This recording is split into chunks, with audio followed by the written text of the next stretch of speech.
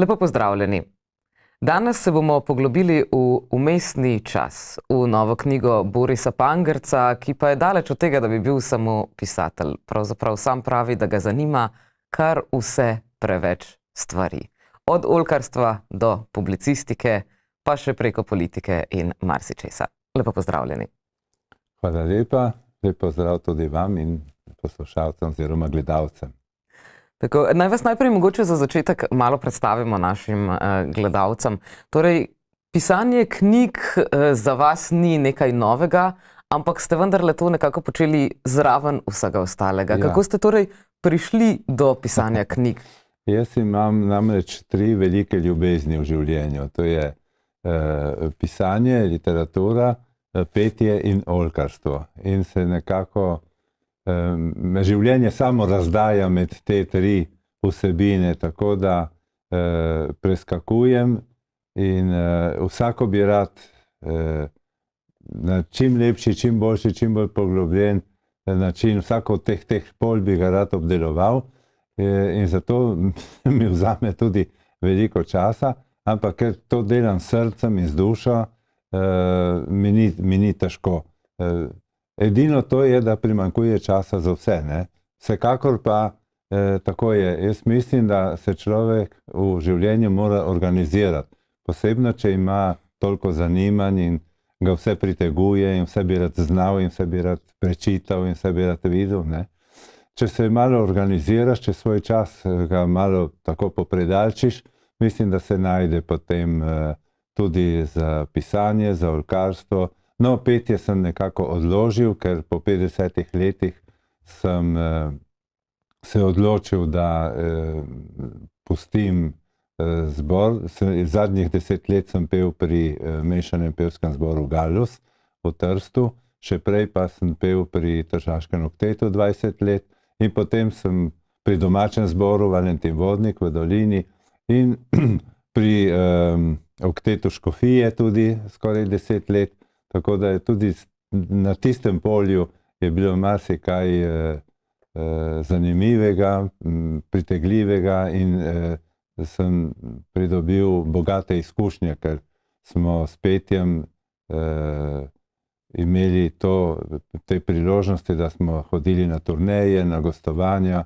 S Tržaškim oktetom smo bili tudi po svetu, v Avstraliji, v Kanadi, Združenih državah, v Argentini, potem po Evropi. Tako da, mislim, vse te stvari te bogatijo. Potem pred 30 leti skoraj sem odkril oljkarstvo in ko sem bil župan občine Dolina, smo kot občina pristopili, kot prva občina v Furlaniji, Julijski krajini, smo pristopili v vsedržavno združenje Città dell'Olio, mesta olja. Ne? Za kakšno združenje gre? To je združenje, ki je nacionalno, vse italijansko in se včlanjujejo notri predvsem občine, tiste seveda, ki imajo zelo razvito to oljkarsko panogo, ne? In to Južna Italija, Srednja Italija, tukaj ni problemov, ne? Trgovinske zbornice in razne te javne ustanove, ne? Privatnih ustanov ne sprejemajo. Tako da smo bili mi kot občina prvi pri nas in smo potem tudi dobili eno zelo tako lepo vidljivost na vsedržavni ravni, ne? Ker mene so potem izvolili notri v upravni odbor tega združenja in sem se vozil v Šieno več let, ne? Tam ima združenje sedež. In vsakokrat, ko sem šel na te sestanke, na občne zbore in tako naprej, sem nesel kakšno našo literaturo, ne? Če ne drugo, kakšno razglednico ali kaj podobnega. Tako. In sem tam delil vsem tem predstavnikom iz cele Italije in seveda je bila priložnost za to, da predstavim nas, predstavim občino, tudi kot Slovence, ne? Kot slovensko manjšino v Italiji. Tako da je bilo tudi to eno veliko bogatenje zame, ne? Potem izdajamo že več kot 20 let oljkarski koledar. Naslov ima Pod oljkami v bregu, ne? Je dvojezičen, So to ljubljivi darovali del breg, ne? In eno leto, mislim 2006, je to združenje tudi na letnem občnem zboru, na katerem so bili predstavniki iz cele Italije, ta koledar delilo kot recimo novoletno darilo združenja. Ne? In to, mislim, je bilo velikansko zadoščenje za nas. Ne? Ja, in potem literatura, seveda. To imaš, po mojem, že v sebi. Ne? To je kot popek, ki se prej ali slej razpoči in potem začne cveteti. Ne? In že od mladih nog, torej tam 14-15 let, sem začutil to željo po izpovedovanju, seveda pesmi, ne? Sem pisal pesmi. Tudi v osnovni šoli oziroma nižji srednji, kot pravimo pri nas, sem pisal zelo dobre, proste spise. So bile učiteljice in profesori zelo zadovoljni z mojimi prostimi spisi. Potem v šoli smo imeli tudi nek stenčas in so tam objavljali profesori slovenščine naše izdelke in sem celo dobil v zadnjem razredu nagrado za največ prispevkov za stenčas. Ne? In to so bile take majhne spodbude. Potem, veste, smo imeli v Trstu eno krasno revijo Literarne vaje, ki je izhajala dolgo let, žal že dolgo let je ni več, ne? Zdaj, sploh v teh razmerah, ko imaš internet in to, bi bilo težko jo izdajati. Ampak tisto so bile res literarne vaje. Iz tiste dijaške revije so išli recimo Marko Kravos, Miroslav Košuta, Maričuk, ne? Torej pesniki in pisatelji, ki so danes uveljavljeni na vseslovenski sceni, ne? Literarni. Tako da so tam res so objavljali stvari, ki so bile vredne, ne? Je bilo zelo, bi rekli, sito, gosto, ne? Nisi prišel noter kar tako. No in vse to seveda so bile, kot pravim, spodbude za to, da sem pisal in všeč mi je bila tudi ne samo poezija, temveč tudi proza, ne? Ker tam pri nas sem imel ogromno spodbud in ogromno navdiha, ne? S našim krajem, s našim teritorijem, ogromno teh, bi rekli, stvari, ki bi bilo vredno, da se o njih nekaj napiše. Ne? Kot pravi Ciril Kosmač, njega je oče spodbujal, ne? Cirila Kosmača, da je pisal, rekel, vidiš, ne bi bilo vredno, da se to zapiše. Ne? In to si je Ciril Kosmač vzel kot življenjski nauk. In jaz imam Kosmača zelo rad, ga smatram celo kot svojega pisateljskega učitelja, smo ga tudi v šoli obravnavali, ker jaz sem učil, ne, skoraj 30 let, smo v šoli obravnavali njegove novele v zadnjem razredu, v 3. razredu nižje srednje šole, ne. To je bil zadnji razred 8-letke, ne. In smo 1 uro na teden posvečali prav Kosmačevim novelam, ne. No in tako, potem začne nastajati seveda, ne, to gradivo. Imel sem tudi odlično mentorico, to je bila žena od pisatelja Rebule, profesorica Zora Tavčar, ki tudi sama pesnica in pisateljica, zdaj je že v visoki starosti. In ona me je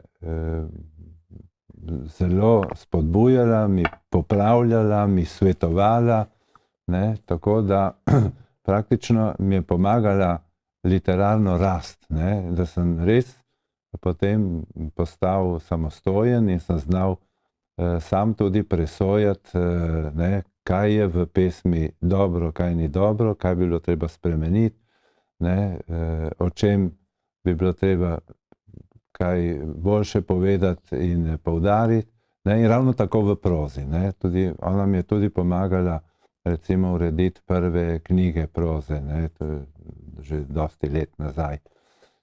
Recimo Beg pod Daglo je taka drobna knjižica črtic in novel, ki je išla pri Založništvu tržaškega tiska, mislim leta 4 ali 75, ne. No in potem tako naprej se je to razvijalo in seveda, kadar je prišel navdih, ker mora biti tudi navdih, ne. Sicer je razlika med poezijo in med med prozo.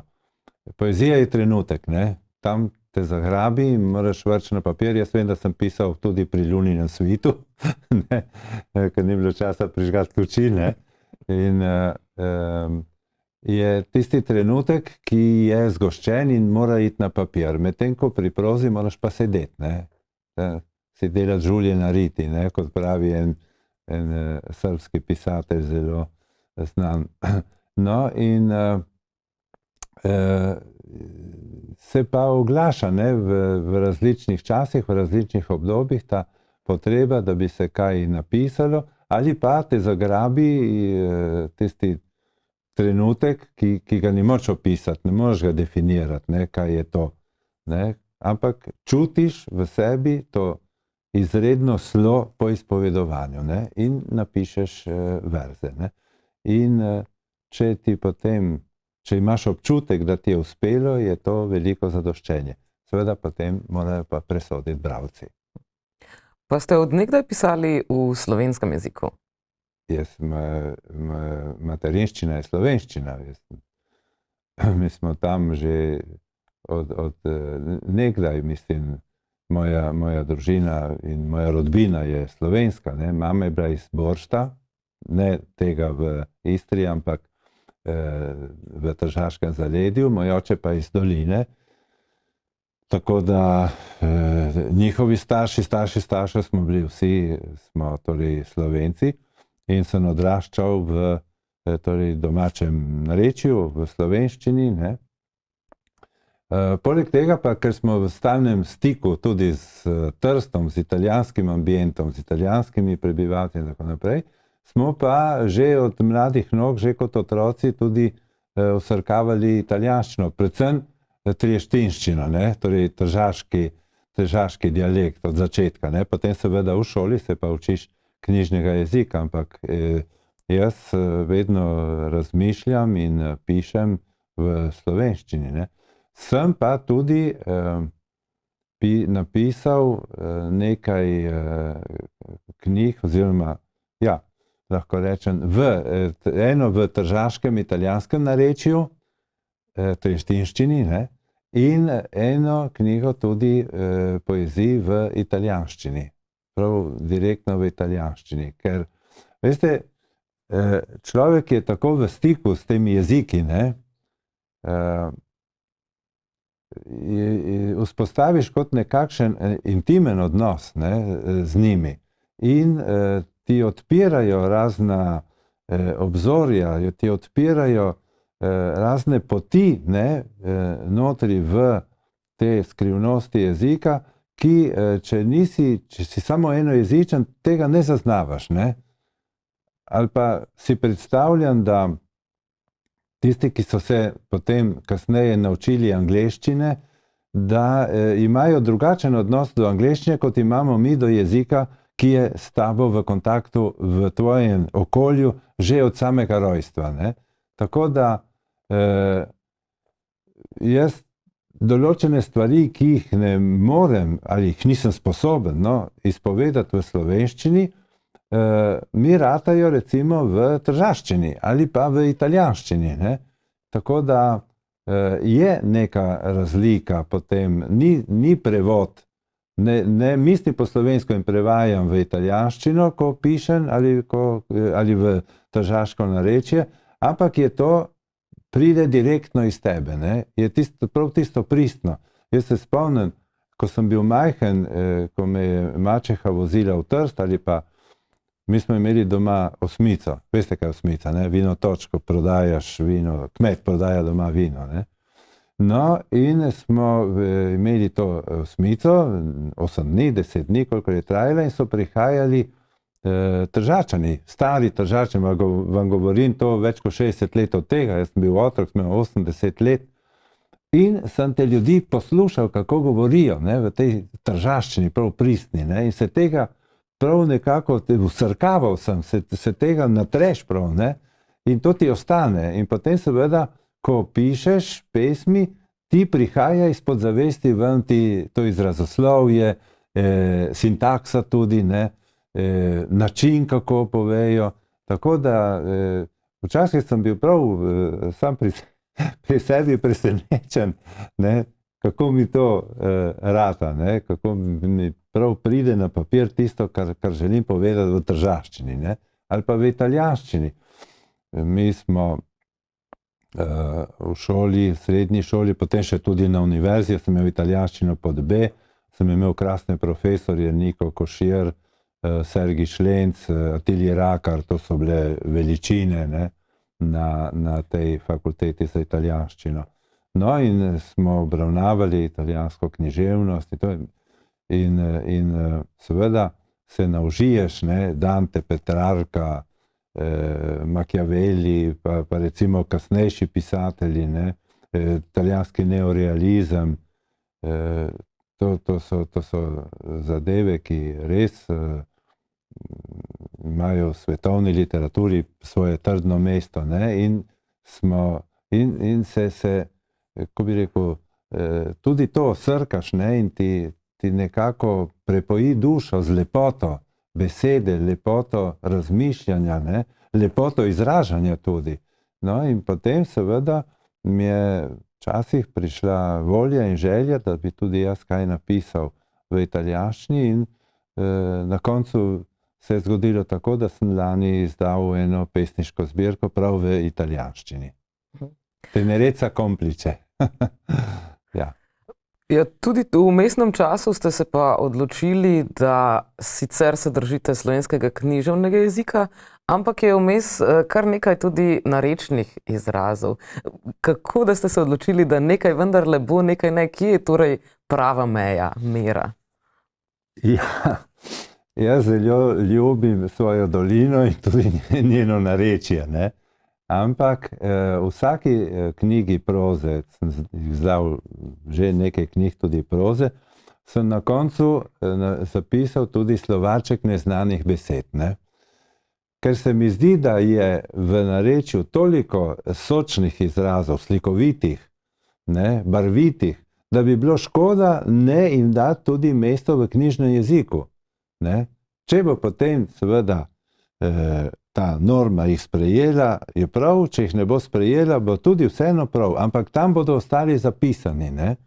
In tudi bo razloženo, kaj to pomeni.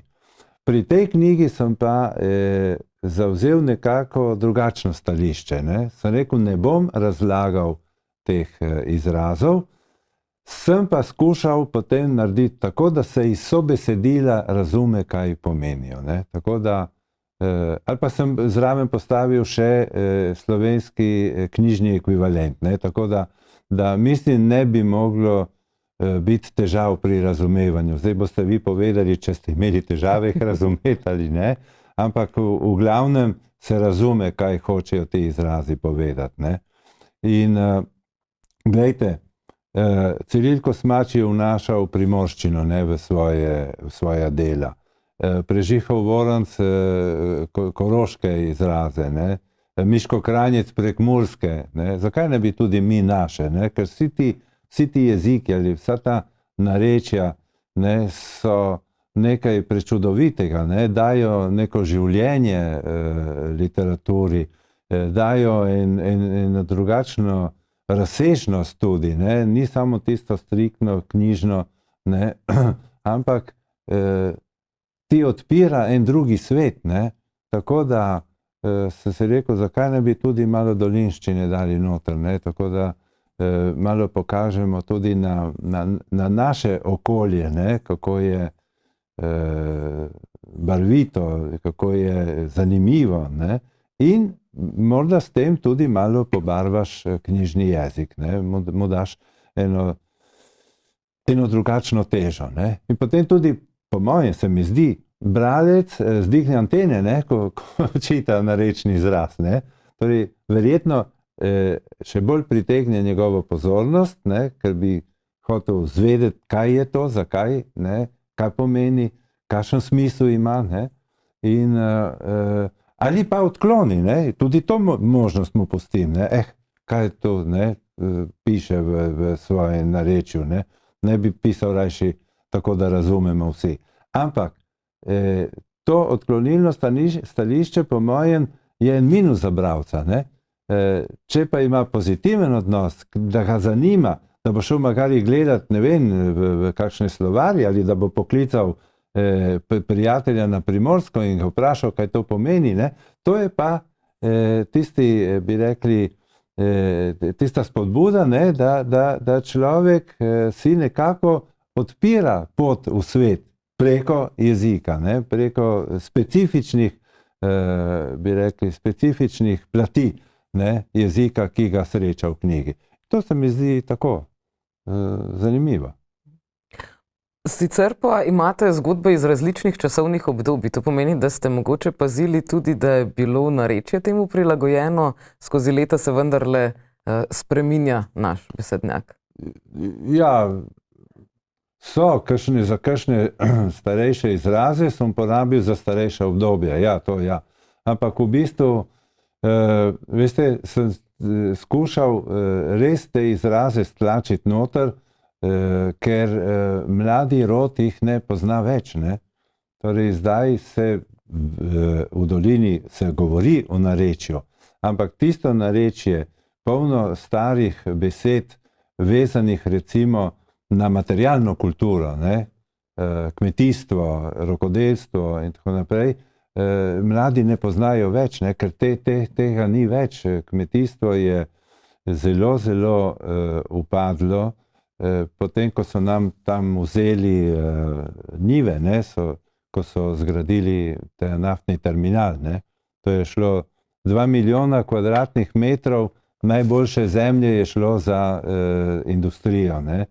In jaz se še spomnim, ko ni bilo teh rezervoarjev naftnih, ne, ko so bile tam polja, so bili sadovnjaki, mi smo imeli celo njive tam, ne, kjer so zdaj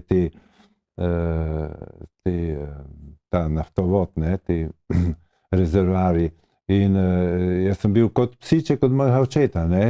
On me je vzel zjutraj s sabo v njive, on je delal, je kopaval, se sejal, sadil, kar je bilo potrebno na njivi, ne. Jaz sem se pa tam igral, sem bil malo z njim, malo to, malo ono, ampak sem pa srkal, ne, to vzdušje, to njegovo, bi rekli, navezanost na zemljo, ne, pristnost tudi in tako naprej. In seveda sem poznal vse te izraze, ne, ki so bili potrebni za delo, za orodje, za marsikaj, kar spada v to kmečko življenje, ne. Seveda takrat potem po letu 66 je to močno prenehalo, ker so se morali ljudje iz kmetijstva preusmeriti v druge torej poklice, ne, in se je ohranilo nekaj malega, ja, ne, ampak zdaj pa gremo bolj v specifiko, ne, v vinogradništvo, v oljkarstvo, ne, tako da živinoreje ni več, ne. Torej, zadnje krave so šle iz doline pred 40 leti, morda še več, ne. Tako da sta ti dve specifični, bi rekli, kmetijski panogi, ki se močno in zelo dobro uveljavljata, ne, ampak s moderno tehnologijo, ne, seveda, ne kopaš več na roke, ne, ali pa ne škropiš več s pumpo, ne, smo rekli. So se verjetno tudi izrazi za to spremenili. In zato so se spremenili tudi izrazi in način, ne, vse, ja. Tako da, bi rekel, mlajša generacija tega ne pozna, zato jaz sem skušal malo tega tudi ohraniti v knjigi, ne, kolikor se da, seveda. Imam občutek, da sem včasih malo posiljeval zadeve, ne, ampak se opravičujem s tem, opravičujem samega sebe, da če ne bo zapisano, bo izbrisano, ne. Tako da stati in obstati, ne.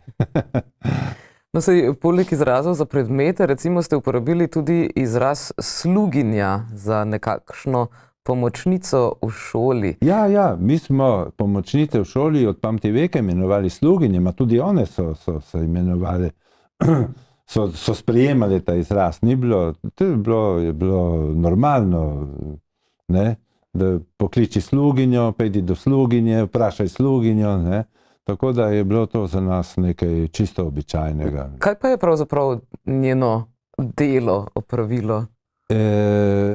Je bila nekako, kako bi rekel, na razpolago za vsako stvar, ki je bilo treba ob pouku narediti, ne vem, prinesti kakšno cunjo, poskrbeti za kredo. Enkrat so tudi pripravljali ali šlepo malico, ne. Vse, kar je bilo, te drobnarije, ki morajo biti pri hiši, ne, tako so bile tudi v šoli, ne. Potem so seveda, ko smo šli od pouka domov, so pa čistile šolo, urejale razrede, ne, pometale, spucale table, ne, kar zdaj ni treba več, ne, ni več krede. Ja. In tako so imeli to zelo važno funkcijo, ne. Potem, če je bil kakšen otrok, če je zbolel med poukom, so ga pospremili domov, ali je počakal starše pri njih, ne, ker so imeli svoj prostor v šoli. In tako, to je bilo, ne, nekako pomočnica, evo, bila pomočnica profesorjem, ravnatelju in vsemu šolskemu osebju. Ampak danes te funkcije ni več. So še. Samo niso več sluginje, ne. Zdaj jim pravijo, ne vem, se ne spomnim, kako jim pravijo, ker sem že dolgo let izven šole. Ja. Ampak ta izraz je šel, se ga ne uporablja več, ne. Sicer pa recimo ena od zgodb o šolstvu je ravno, vidimo, da je lahko iz novega časa, glede na to, da uporabljajo te pametne table in podobno.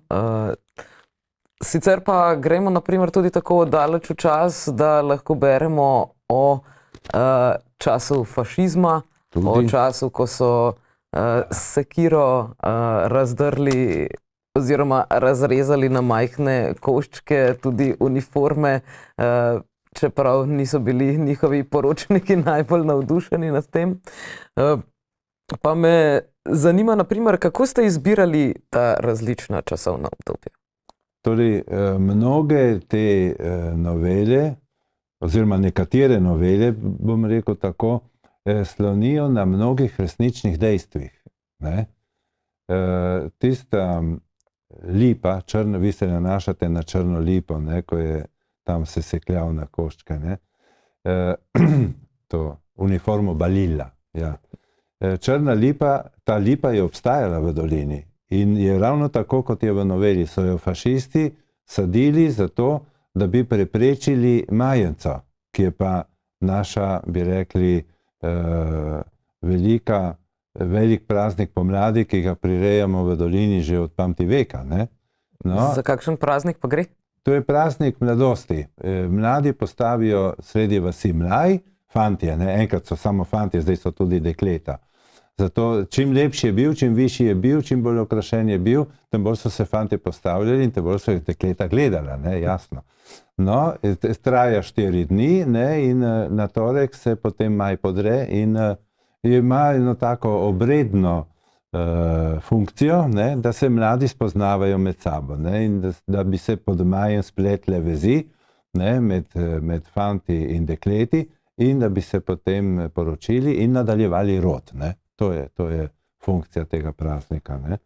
No, in moj bivši tast in njegov bratranec sta bila še dečka, ne, tam okrog 10 let, ampak sta živela v tistem najbolj hudem fašističnem obdobju, ne, zatiranja in tako, in sta sama nekako prišla do tega, da morata fašistom nekaj nakuhati, ampak čim bolj hudega.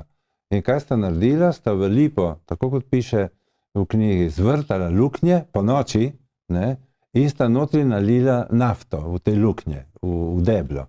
In lipa je usahnila. In mi imamo v dolini eno sliko, eno fotografijo, ko je ta lipa usahnjena, ne, sredi poletja imajo te suhe veje, gor imajo še nekaj suhih listov. Prav obstaja torej dokument, ne. In tisto o sesekljani uniformi Balilla, to je doživel moj bivši tast, ne, Dragoslavec. Se je tudi on napisal eno krasno knjigo svojih spominov, ko je bil partizan, ko je bil mlad in tako naprej, ne. No, In on je prišel domov iz šole en dan in je njegov oče rekel, ti tega ne boš oblekel. Ne? In je vzel in jo je sesekljal. Ne? En drugi moj sovaščan, tudi, ki sem ga poznal v mladosti, je pa to prinesel domov, to uniformo od Balile, fašistično, in jo je dal v kućo od psa in je ležal pes na njej. Ja, in tako. No, in takih recimo dogodivščin je več tudi v drugih novelah, ne, ki sem jih iz resničnega življenja potem potegnil notri in jih malo oblikoval ali preoblikoval, ne, tako da tudi to nekako ostane zapisano. Ne. Pa ste se morali glede katere od zgodb še kaj posebej pozanimati? Recimo, ko pišete o pritrkovanju, si res lahko predstavljamo v živo in vse predmete in na kakšen način se točno to dela, ne nazadnje celo glasbo. Ste morali tukaj mogoče vseeno torej malo bolj raziskati področje? Torej, ja, pritrkovanje sem tudi raziskoval, ampak jaz sem tudi sam pritrkovalec že od 80-ih let prejšnjega stoletja, ne?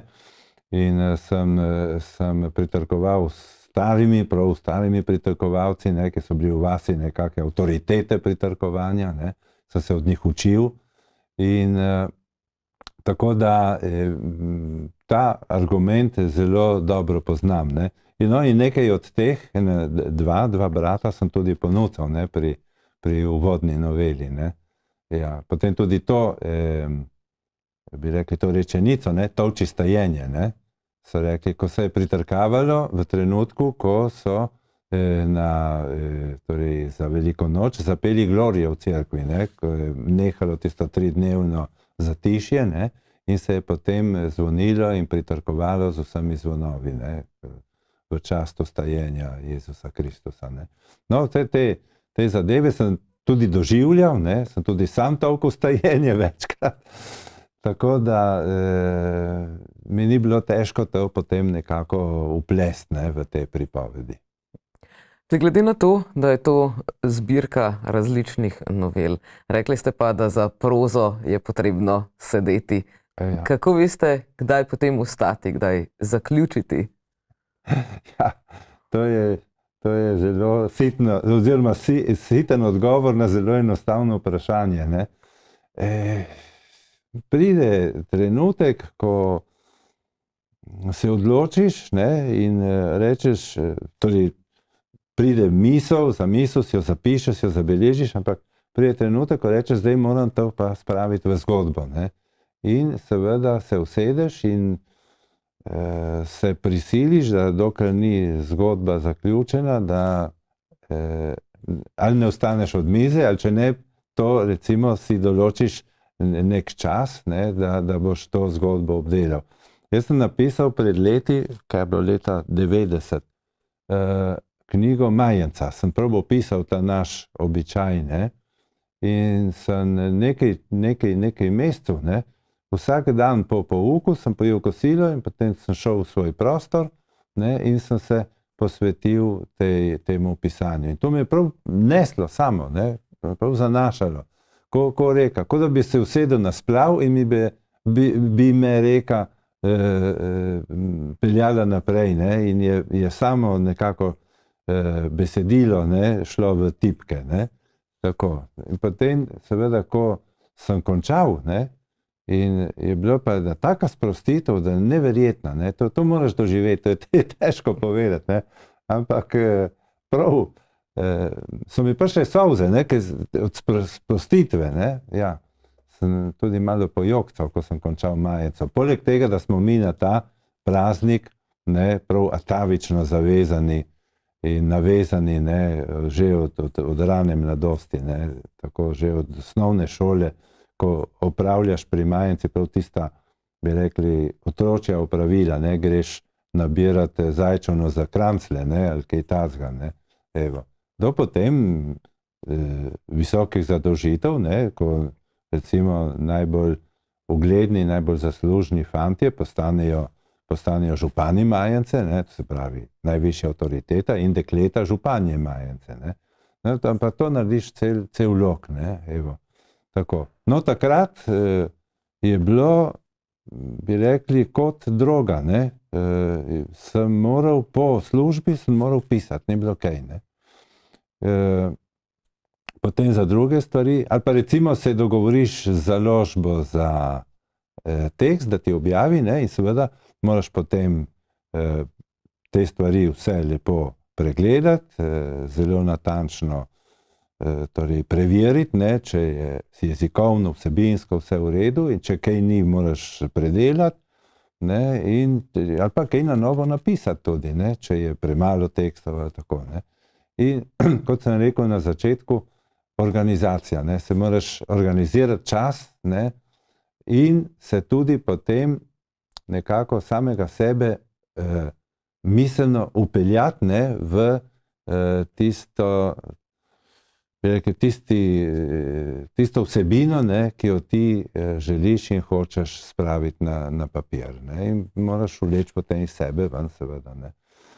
Nekaj je, bi rekli, mešterja, kot rečemo pri nas, to se pravi poklicnega, ne, nekaj tako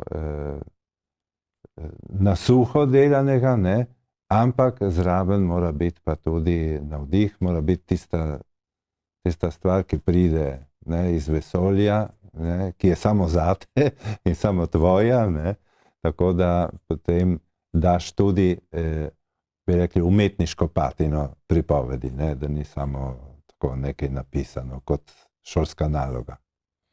Koliko časa pa ste vlekli navdih, da ste napisali Vmesni čas? Ne, to je nastajalo kar nekaj cajta. Nekatere novele sem objavil tudi v reviji Mladika, ena je dobila celo 3. nagrado in nekaj sem jih pa hranil kar v predalu, sem rekel, ko se bo nabralo dovolj. To je nastajalo kar nekaj let, ja, gotovo je 10 let. Ja. Ne? In potem, veste, ko mine nekaj časa, greš prebrati, potem kaj še spucaš, ne, ali pa daš na mesto in tako. Tako da je bilo dela s tem, je bilo razvlečeno to delo, ne, v času. Ampak na koncu sem imel pa zadoščenje. Predvsem, ko mi je Martina Kafole rekla, ja, ti objavimo, ne, sem rekel, dobro, sem zadovoljen in je bila tudi ona zadovoljna s izdelkom. In tudi lektorica, ne, pomislite, je ponavadi lektori tudi kakšne izraze take malo bolj nerazumljive, to ne, jih skušajo, predlagajo avtorju, je rekla, da je pustila vse tako, kot je bilo, ker tudi ona je iz sobesedila razumela smisel, ne, in tudi se ji je zdelo škoda, da bi odstranila ali spreminjala kakšne take zelo posebne, specifične narečne izraze, je rekla, ker bi potem padel nivo, ne bi bilo tisto več, kar je. Ne. Tako da sem bil zadovoljen, da so vsi nekako se strinjali s tem, ne, da knjiga ostane taka, kot je. Omenili ste, da je nekaj zgodb izšlo v reviji Mladika. Kako to, da ste se potem odločili vseeno, da izdate knjigo pri Založništvu Tržaškega tiska, recimo ne pri Mladiki? Martina je rekla, da mi izda takoj. Pri Mladiki bi moral čakati, ne. Tako da jaz sem pri Mladiki izdal več knjig. Celo prvo pesniško zbirko sem izdal pri Mladiki, Amfora časa, leta 1972, ne. Sem izdal pri Mladiki, potem tudi druge knjige. Ja, nekaj pri ZTT-ju, nekaj pri Mladiki, tako da mislim, nimam nobenih predsodkov ali eden ali drugi. Ne. Zdaj je tako naneslo, da smo pri ZTT-ju. Sicer pa, ko ste prej rekli, da ste imeli nekaj teh zgodb, nekaj časa v predalu, to dobesedno mislite v predalu ali pišete še vedno na roke? Si sprintate zgodbe ali jih imate takole v računalniku? Jaz dosti krat še pišem na roko.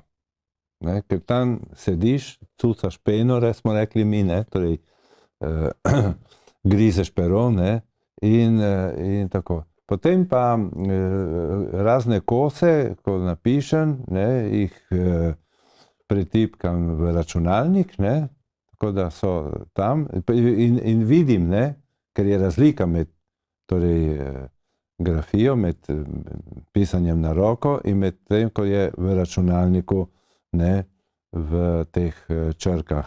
Ne. Tako da lahko potem tudi, oziroma lahko še kaj popraviš, dodaš, spremeniš, ne, ker na roko je en učinek, ne, ko bereš na papirju. Ko bereš v računalniku, je pa čisto drugačen učinek. Ne. Zdaj, če imaš občutek, da je v obeh primerih dobro in da stoji, ne, torej dobro mora presoditi bralec, ampak da zgodba stoji, da stvar stoji, potem je to, bi rekli, ti da korajžo, ne, in greš naprej. Ne. Če pa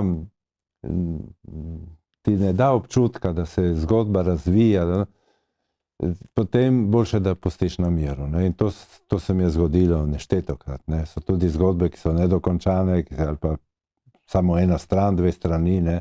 Je tam, te čaka. Ne. Morda bo prišel to pravi trenutek, da bo potem iz tega nekaj išlo ven. Ne. Pa je mogoče lažje urejati na računalnik ali je to zgolj neka predstava? Ja, ne, na računalniku seveda lahko premikaš, delaš pač, sicer, veste, jaz sem še pri poštnem golobu, ne, priznam. Računalnik uporabljam bolj kot stroj za pisanje. Elektronsko pošto še znam uravnavati, ne, znam odgovarjati in jo dobivati, ampak kaj več pa nisem sposoben, ker sem imel vedno odpor do računalnika. Ne. Poglejte, bom povedal eno anekdotico. Ko sem bil župan v Dolini od leta 1995 do 2004, sem bil 2 mandata župan, in na koncu prvega mandata smo se odločili, da občino digitaliziramo. To se pravi, da se eliminira vse, kar je tipkalnih strojev in da grejo tipkarce na računalnik in da vsak ima svoj računalnik, uradnik in tako naprej. Torej, digitalizirane. Jaz sem bil zadnji, ki je iz svojega urada umaknil tipkalni stroj, ne, in namestil računalnik. Prav nisem mogel, tudi če sem delal tečaje, meni je bilo vstop v ta svet nekako kot zabarikadiran. Ne. In sem še zmeri nosil tipkarcem, da mi pretipkavajo govore in te zadeve. Ne. In potem en dan me je ratalo tako sram, da sem poklical tehnika, sem rekel, dej, povej mi enkrat, vsaj da bom znal napisati svoj govor v računalnik. No in potem tam sem se, ampak dosti bolj naprej od tega nisem uspel iti. Ne. Tako. In je pa, ja, za literaturo, pa tudi za pesmi, ne, to tržeš, ne, in potem daješ skupaj, to se in toliko še zmore. Ne. In je zelo praktično. Ne. Ali pa recimo daš v memorijo, je tam, ne, in medtem, ko če napišeš, spraviš, ne veš, kam daš, ne, potem iščeš, sicer tudi v računalniku se zgodi, ampak če se urediš, ne, potem je tam. Ne. Tako da tako naj bi šle te stvari. No. Ja, ker tudi zdi se, da recimo ob pisanju poezije je nekako lažje črtati z roko, napisati kaj zraven. Ja. Pri prozi je pač cel list že poln načeloma. Ja. Odvisno tudi od argumenta. Ne. Pri poeziji je zgostitev, ne, navdiha, misli, občutja, čutenja. Ne. To mora biti, mora zgledati, kot da bo en nov Big Bang, ne, pa šel ven iz tega. Ne. Tako jaz vsaj doživljam poezijo. Ne. Medtem ko proza je pa štrikanje. Ne. Tam potem vzameš tisto proč, daš stran, ne, ali pa priklopiš spet, ali pa narediš razmak in greš nov odstavek z novo mislijo. Ne. Je nekako obrtniško delo. Ne. Potem, ko že imaš zgodbo, ali pa ko ti nastaja zgodba. Ne. Poezija je pa bum, ne. tisto. In ponavadi se zgodi, da malo kdaj kakšne kitice črtam ali kakšne izraze, ne. Dobro, skušam zmeri izboljšati, ne. Če se mi magari čez čas slišim neko besedo, ki bi bila ustreznejša za pri neki poeziji, za neko stvar, ne, seveda jo vnesem notri, ne, ker jaz sem imel enega izrednega profesorja italijanščine na gimnaziji, Boris Tomažič, soimenjak, ne, in on je zmeri rekel, si può sempre migliorare, lahko ti vedno stvari izboljšaš. Tudi tistim, ki so pisali spise za 10, ne, je zmeri jih tako navajal na to, ne, da se naučijo, ne, misliti na tak način, da se lahko vedno stvari izboljšajo. Kaj pa mogoče še dopolnijo? Dejali ste, da imate nekaj zgodb še v predalu, nas čaka torej vmesni čas drugi del? Mislim zaenkrat še ne, ampak ker to je knjiga komaj šla in to je, veste, kot vrč, ki ga izprazniš, ne. In zdaj se mora spet malo napolniti, ne, in zato je potreben tudi čas, ne. Moraš to nekako, bi rekli, preasimilirati v sebi, ne, prebaviti, se grdo reče temu, ne. Moraš dobiti do knjige, ki je šla distanco, ne. In potem začneš pa iz okolja črpati, ne, nove spodbude, nove ideje, kar sicer se mi že dogaja, ne, ker že mislim, tu bi bilo fajn povedati, ono bi bilo fajn napisati, ne, tako kot je oče pravil Cirilu Kosmaču, ne bi bilo fajn, da bi se to napisalo, ne da bi ti napisal, da bi se to napisalo, ne, je rekel, ja. In Kosmač je to premleval, ne, v sebi in potem seveda tudi napisal te svoje enkratne novele, ne. In tako, torej, seveda se oziram okoli, ne, kje bi bilo kaj spet, ne, in bomo videli, čas bo prinesel svoje. Zdaj je tisti vmesni čas, ne? Ja. No, v tem vmesnem času od junija, ko je knjiga izšla, ste imeli kar nekaj tudi predstavitev, nekaj ljudi je že prebralo knjigo, kakšni so kaj odzivi? Moram reči, da sem z odzivi zelo zadovoljen, ker, veste, predvsem v mojem okolju se nekateri tudi prepoznavajo, ne, v nekaterih novelah, v nekaterih, bi rekli, stanjih, ne, v nekaterih osebah celo, nisem jih osebe, ne, jih opisoval tako, ampak prepoznajo, ne, ali pa recimo svoje obdobje mladosti, ne, Vzemec in njegov vol, ne, so nekateri prav z navdušenjem pripovedovali, kako so tudi sami tega vola spremljali, ne, in ga doživljali, ne.